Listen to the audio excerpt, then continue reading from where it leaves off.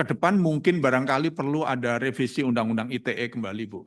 Terutama soal kewenangan menangani moderasi konten terhadap terhadap yang buzzer yang terorganisir atau aktivitas buzzing destruktif yang terorganisir. Yang kalau aktivitas buzzing yang tidak destruktif, saya kira tidak masalah. Tapi yang destruktif sampai menimbulkan kerusuhan-kerusuhan yang sangat serius atau mendelegitimasi negara misalnya. Nah ini kan perlu ada penguatan satu pasal tertentu.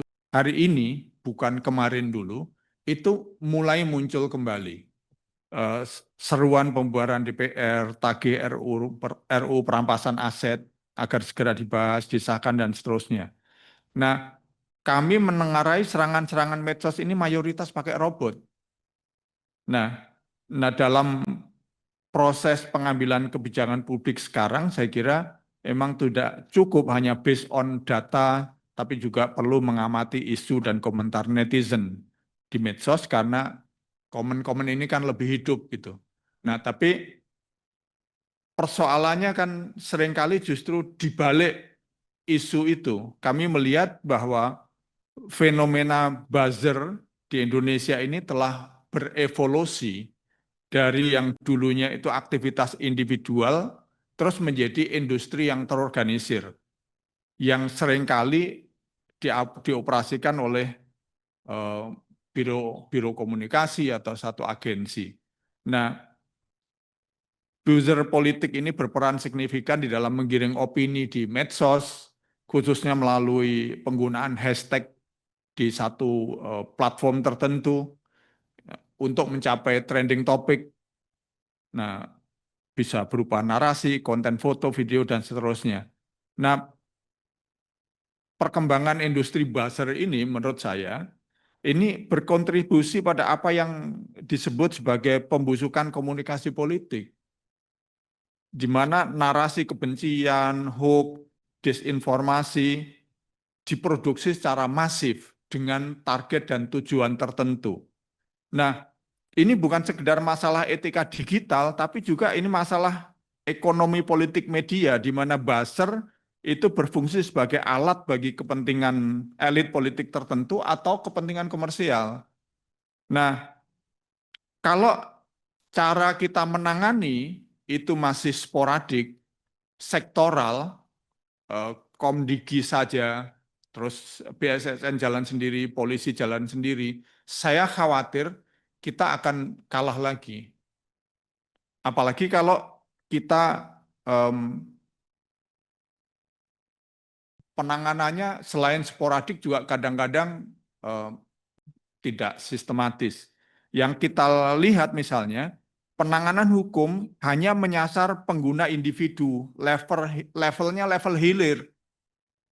Nah, kalau ini dilakukan terus-menerus, ini akan selalu gagal karena tidak menyasar operator agensi yang mendanai dan mengorganisir kampanye tersebut. Nah, satu sisi yang lain ada kritik terhadap undang-undang ITE yang tadi ditayangkan oleh Pak Ketua, yang meskipun undang-undang ini tujuannya mengatur lalu lintas informasi, tapi undang-undang ini justru seringkali menjadi instrumen politik atau bergantung pada delik aduan. Ketergantungan pada delik aduan ini membuat penindakan terhadap industri buzzer tadi yang beroperasi secara terorganisir dan massal ini menjadi tidak efektif. Sehingga fenomena ini berpotensi menimbulkan keresahan dan merusak stabilitas demokrasi. Nah, Bapak, Ibu, dan saudara sekalian, saya kira selain soal stabilitas, industri buzzer dan hoax ini juga menciptakan krisis epistemologi di masyarakat karena masyarakat menjadi kesulitan, memiliki kesulitan yang mendasar di dalam memverifikasi kebenaran informasi. Nah, hari ini kita itu tidak memiliki pegangan informasi yang benar itu seperti apa dalam hampir semua isu yang menjadi trending. Nah, Bu Menteri, kalau ini tidak ditangani, saya khawatir krisis ini nanti ke depan sekali itu akan terjadi kerusuhan sosial seperti Agustus kemarin, seperti peningkatan kasus kekerasan dan juga penurunan moral. Nah, oleh karena itu kami berharap strategi penanganan ini harus bergeser dari sekedar penyaringan konten atau konten filtering menjadi pembinaan nalar kritis yang mendalam. Nah, data menunjukkan bahwa tingkat literasi digital masyarakat Indonesia masih berada di kisaran 62%, yang menggarisbawahi perlunya akselerasi program literasi yang dipimpin oleh Komdigi. Nah, program ini dilaksanakan oleh Badan Pengembangan SDM Komdigi. Kami berharap memang harus diperkuat pada pilar utamanya, yaitu keamanan, melindungi diri dari kejahatan cyber, dan juga etika. Bahkan untuk ASN juga perlu mendapatkan. Nah, literasi digital kami harapkan juga menekankan pada berpikir kritis, pemahaman yang implisit maupun eksplisit, dan kurasi informasi yang berfungsi sebagai mekanisme regulasi mandiri atau self-regulation yang efektif. Jadi harapan kami, karena sekarang para ahli cyber sudah bercerita banyak soal perang kognitif, cognitive warfare.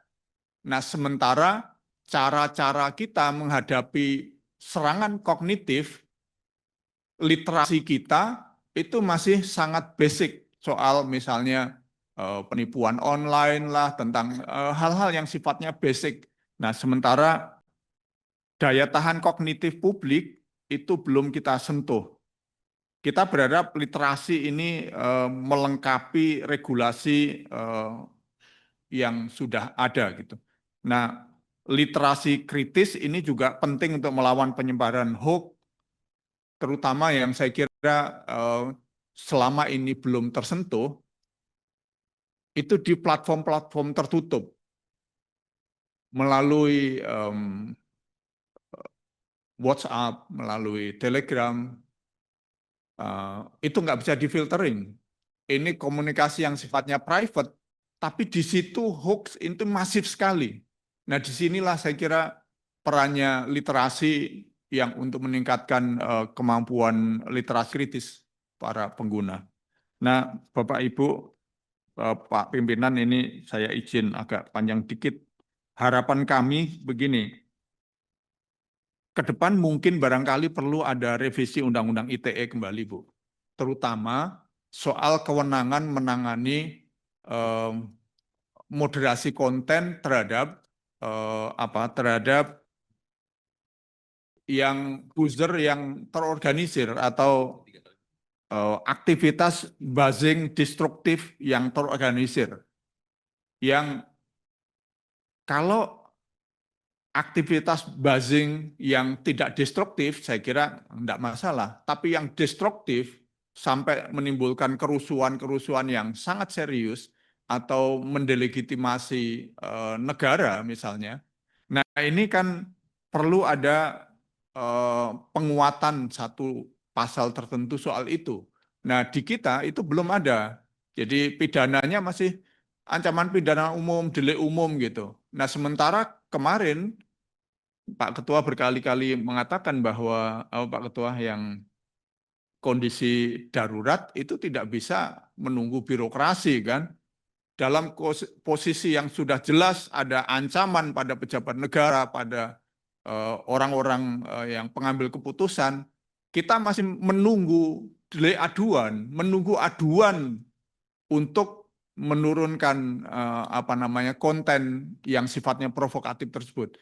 Nah, saya kira ini maksud saya pentingnya barangkali ya kita pikirkan apakah di Undang-Undang ITE khusus untuk hal yang terkait dengan aktivitas buzzing yang destruktif dan yang terorganisir, itu bisa dilakukan penindakan yang dikecualikan dari delik aduan. Nah, kami juga berharap mudah-mudahan nanti karena sudah ada perkembangan AI, nah bagaimana supaya PSE itu didorong untuk memberlakukan kewajiban due diligence dan investasi di dalam teknologi moderasi berbasis AI kepada platform digital sejalan dengan tanggung jawab mereka terhadap tata kelola ruang digital yang aman. Karena sebagaimana di amanat pasal 40 Undang-Undang ITE. Nah, saya kira ini beberapa hal yang sebagai masukan. Kalau pertanyaan sebetulnya saya sudah menyiapkan banyak pertanyaan, tapi harapan kami penanganan ini Bu Menteri nanti bisa koordinasi. Untuk saran dari Pak Sukamta terkait revisi Undang-Undang ITE, kami juga mendukung. Memang ada ranah yang ini juga mungkin bagus karena masukan dari mana-mana bahwa ada ranah yang mungkin memerlukan lebih jelasan lagi dari apa sih yang dinamakan gangguan ketertiban hukum, mana yang kemudian ada ancaman negara dan sebagainya. Jadi kalau memang ini lebih detail lagi, saya rasa akan mendapat dukungan dari banyak pihak sehingga pasalnya menjadi jelas. Kalau sekarang masih ada kritikan bahwa ini kok pasalnya agak, mohon maaf, pasal karet gitu. Dengan nanti kalau dijelaskan lebih lanjut, saya rasa itu bisa menjadi lebih kuat. Sesungguhnya sekarang pun tidak ada pasal karet. Kita juga bisa membaca dari tulisan itu. Hanya memang kalau itu lebih dijelaskan lagi, saya rasa buat kami juga menjadi pegangan yang lebih kuat lagi dalam menentukan langkah-langkah ke depan. Mungkin dari Pak Alex akan menambahkan lebih detail lagi. Silakan Pak Dirjen. Subscribe, share, like, and comment. Subscribe, share, like, and comment. Subscribe, share, like, and comment. Subscribe, share, like, and comment. Subscribe, share, like, and comment.